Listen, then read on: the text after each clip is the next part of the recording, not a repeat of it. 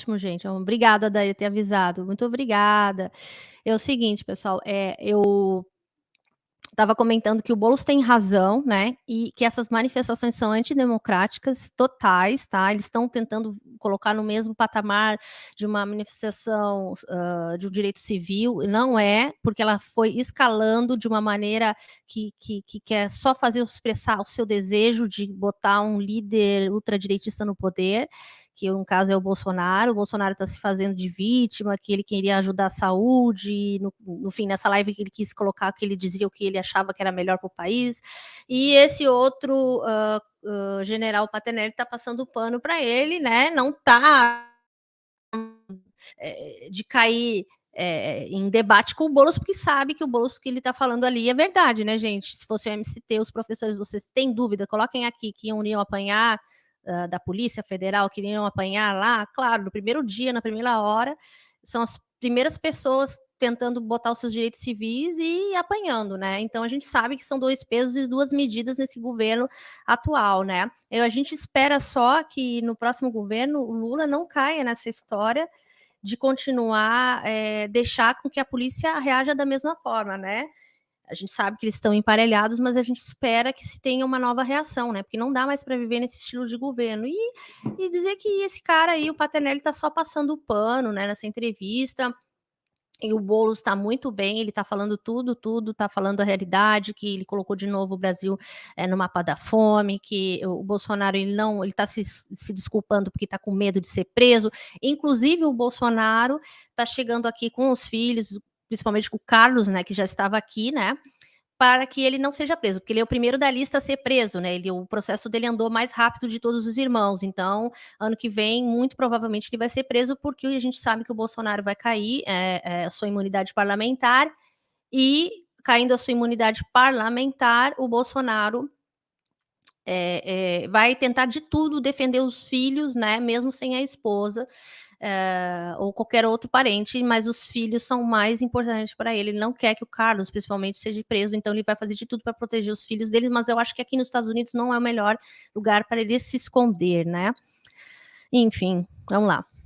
Havia sido condenada em várias instâncias, né? Nós já tivemos desvios de recursos que foram devolvidos, que comprovavam e estavam executando essa atividade. Ir a um supermercado solicitar cesta básica, não vejo problema nenhum. Saquear um supermercado não é uma maneira muito adequada. No que se refere aos aspectos da nossa economia, eu respeito a opinião do deputado, mas a nossa economia melhorou muito em muitos aspectos. Agora a gente vai ver a parte principal, tá? Ele falou que a nossa economia, aí no Brasil, melhorou muito em vários aspectos. Eu quero ver se ele vai expressar quais são os aspectos, que eu não sei quais são, que melhorou. Ele tem que falar. Nós verificarmos o próprio mapa da fome, que tem sido combatido pelo programa. Olha, eu também acho que ele vai para a Hungria, tá? Eu acho que lá é o único lugar que recebe ele, né? Ele tem um amiguinho dele lá. O Bolsa Família era de R$ 190. Nós estamos terminando um governo com um programa de R$ 600. Então, uma diferença para os mais humildes bastante expressiva para combater exatamente esses aspectos. Na parte econômica, o mundo... Ele só favoreceu quem é mais rico, tá? O dólar subiu, a gasolina subiu, a comida ficou mais cara, e só quem é muito rico não sentiu o impacto da economia, tá? Cresceu a fome. Eu não sei que esse cara tá falando devagar, tá me irritando pra caramba esse tal desse general aí, mas vamos ouvir o que ele tá falando, eu tenho que falar também. O mundo viveu alguns momentos diferentes, né? Nós estamos observando o contexto geral. Nós tivemos a pandemia, em que a atuação do ministro Paulo Guedes, no meu entender, foi muito positiva, não só nos R$ 600 para aqueles que necessitavam auxílio. Olha, o Paulo Guedes não queria dar nem 100, 200 reais, tá? Ele não queria botar nada. Aí botaram 200 reais, aí subiu o Bolsonaro para 300 reais, e aí a ala da esquerda no Congresso votou 600 reais, tá? Eles não queriam dar nem um centavo. Aliás, o Paulo Guedes queria segurar todo o dinheiro possível, tá? Só para eles, os liberaloides. Não tinha que dar para o povo coisa nenhuma. Eles se viram obrigados a fazer, senão eles iam ter problemas com o governo. Auxílio emergencial, 65 milhões de brasileiros receberam esse auxílio emergencial. Nós temos 200 milhões, verificar um percentual muito expressivo da população recebeu o auxílio emergencial, mas nós tivemos muitos outros programas de apoio às empresas. Nós tivemos um programa de apoio aos estados e municípios em que eles tiveram toda a sua arrecadação reposta numa condição até melhor do que se não tivesse uma pandemia. Ah, então tá. Então, se nós não tivéssemos uma pandemia, o Bolsonaro ia ser pior. Então, ia fazer as pessoas morrerem mais de fome, porque tudo ia ficar bem caro também, porque essa economia não foi legal, e ao mesmo tempo não iam ganhar um dinheiro para poder se manter. Então, ou seja, iam passar mais fome ainda, né? Oh, que coisa boa. E enquanto Deputados, vocês agora nós têm temos 1 minuto países... cada um para encerrar a mesma entrevista. De 1º de janeiro está chegando aí, é posse presidencial. Os senhores acham que os brasileiros vão viver até quando essa novela de Lula e Bolsonaro? Porque quando os candidatos descerão do palanque, irão governar de fato? Boulos. Vamos lá, Basília. Primeiro agradecer aqui o convite para o bate-papo, o diálogo aí com o deputado. Essa novela já acabou, Basília. Ela acabou no dia 30 de outubro, quando o Lula venceu as eleições e, curiosamente, mesmo sem ser presidente empossado, já está governando o país. O Bolsonaro foi aquele presidente que vai ficar marcado como quem trabalhou 3 horas por dia no máximo, né? Ficava andando de jet ski na praia, desfilando de moto pelo país. Agora nós vamos ter um presidente, a partir de domingo, o Lula empossado, preocupado com a maioria do povo brasileiro, aí sim combater a fome, o desemprego, a inflação, em retomar programas sociais no país. É isso que a gente espera a partir de 1º de janeiro, e eu vou estar na Câmara contribuindo com esse processo. Peternelli. Eu gostaria também de agradecer a oportunidade e vejo que nós temos que trabalhar em união. E verifico que o próprio PT já modificou no que se refere à medida provisória que permitia a participação privada na área nuclear brasileira, o PT já votou favorável. E isso é muito importante, essa participação. Nós estamos observando a própria Simone Tebet, como ministra, dá uma importância, não só ela, mas como o próprio PT, ao PPI, o que tem todo um aspecto de investimento privado. E é esse foco que todos nós temos que ter, que é o bem comum do brasileiro. Legal, Desejo ao Boulos, lá na Câmara dos Deputados, todo sucesso e que esse bem comum, né, eu digo que todos lá pensam dessa forma. O problema só do PSOL, no caso do Boulos, que a gente sabe que como o PSOL foi uma ala mais extrema do PT, no sentido mais socialista, eles saíram, né, mas são dissidentes do PT, né, que saíram, né, como a Luciana Genro e tudo mais, no Rio Grande do Sul, eles fundaram o PSOL.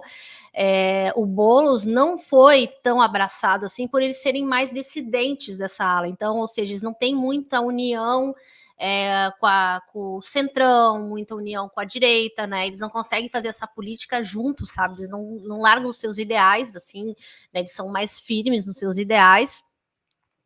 E, sinceramente, isso dificulta um pouco a governabilidade dele, da Manuela Dávila, também de todo o pessoal que é do PCdoB, entende? Eles têm uma dificuldade de se desvencilhar do PT no sentido de abraçar o PT, porque eles não podem, porque eles precisam dessa ponte, que o PT é o único partido da esquerda que consegue fazer essa ponte, porque dentro do próprio PT tem alas mais à esquerda, tem alas mais do centro, é mista, entende? Então, não tem direita, mas tem mais centrais, então eles conseguem dialogar, né? Porque quando tem uma ala muito forte da esquerda, não conseguem se unir infelizmente, né, essa é a realidade que a gente tem, né, com o Centrão. Então é o único jeito de se comunicar entre os partidos, né, e o pessoal precisa, às vezes, do PT por isso. Por isso que o Boulos não consegue ir à frente no segundo turno, por isso que o PCdoB não consegue ir por um segundo turno, entende? Porque eles têm um viés que eles não abrem mão, eles não conseguem realmente fazer uma política com essa orientação, com as outras orientações mais da direita. Esse é o problema, infelizmente, mas eles são pessoas excelentes, mas a gente sabe que eles têm pautas que não abraçam enfim, os conservadores do Brasil, né? Não abraçam as famílias conservadoras do Brasil. Esse é o problema. Pessoas têm muito cabeça fechada, elas não abraçam. Um por um caminho, outro pelo outro. Mas, com certeza, nós trabalhamos em conjunto. Salve, Bruno. Boa noite, boa tarde, muito obrigado qualquer hora. pela oportunidade. É hora aí para live. Quero agradecer, então, a gentileza de Basília de ter participado da entrevista e, principalmente, dos nossos convidados, deputado federal Guilherme Boulos, do PSOL de São Paulo, e deputado federal General Peternelli, do União Brasil de São Paulo. Um abraço de fim de ano, de bom fim de ano e Réveillon para vocês, viu? Muito obrigada. E é isso, né, gente? Essa foi a... Presidente Jair Bolsonaro, um pouquinho para aqui. você viu? Eu estava no impeachment dele, mas isso não é a coisa.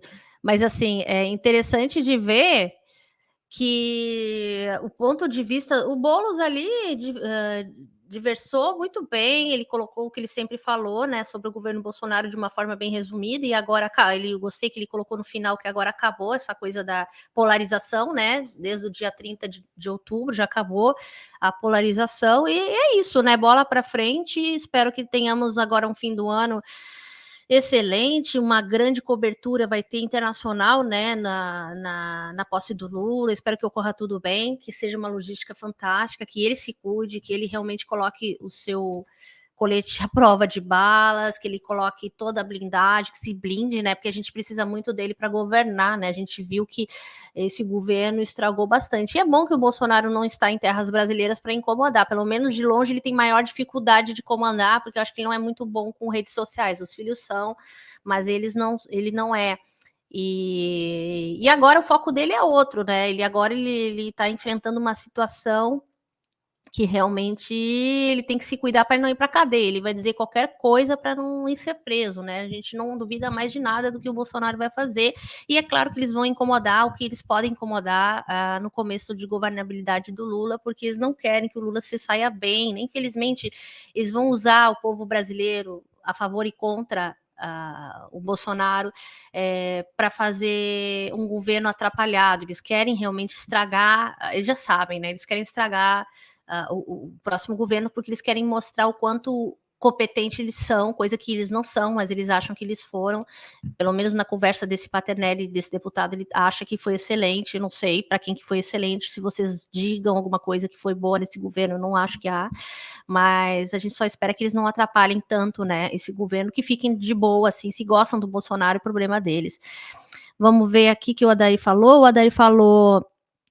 esta será a linha destes deputados da direita. É verdade, essa é a linha. Eles nunca vão largar dessa direita maluca, dessa direita que eles inventaram, que na verdade a gente sabe, isso não é uma direita, né? Isso é uma ultradireita radicalizada, fascistoide, e eles falam desse jeito mansinho, mas a gente sabe o que eles querem. Eles não querem que o povo tenha seus direitos, que a classe trabalhadora ganhe pelos seus direitos, que tenham alimentação, que tenham boa saúde, que tenham um bom governo, porque não é isso que eles querem sair como os melhores para a minoria deles, para esse grupo de elite, né? A elite é o que representa esse Brasil hoje, e é uma pena, né, pessoal? Então é isso. Exatamente, canal Filosofia, verdade. É uma seita, porque justamente eles atingem um grupo de pessoas que nunca acompanharam a política, nunca entenderam de política, não sabem o que é comunismo, não sabem o que é direita, eles só sabem idealizar uma visão de um líder, de um Deus, entendeu? Eles não têm muita noção do que é política social, eles não têm nada de noção de política social, né? São pessoas mimadas e elas vão ficar chorando todo esse governo, vão tentar estragar, mas não vão acontecer isso porque o Lula vai se blindar muito bem, tenho certeza, ele é super inteligente e o governo dele também é inteligente, vai sofrer críticas também, vai sofrer problemas, mas a gente espera que desse trabalho a gente sabe que vai ter resultados, porque eles realmente trabalham, né? Então é isso, pessoal. Eu vejo vocês amanhã. Amanhã eu vou fazer uma live antes do dia 1º, né? E também vou ver se eu faço um reaction também depois, à noite do dia 1º, acho que eu vou fazer um react da posse do Lula também, para conversar com vocês como é que foi. E é isso, né? Uma boa noite, né? Um bom final de semana.